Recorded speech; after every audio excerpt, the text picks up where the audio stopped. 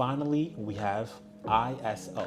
Your ISO will determine how bright or how dark your ISO will be because your ISO controls your camera's sensitivity to light. When you increase your ISO, your camera becomes more sensitive to light, so the brighter your image will be.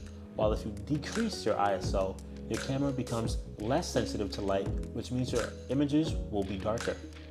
But the issue with raising your ISO is that the higher ISO goes, the more noise and grain you will find in your image. So the best bet is to keep your ISO as low as possible. For me, I love an ISO of 100 because that's like the standard baseline for ISO. But because I shoot concerts, which are very, very dark, my ISO is sometimes in the 2000s, 3000s, 6000s, which is why I personally purchased a camera that's perfect for low light, which is the Sony A7R Mark IV.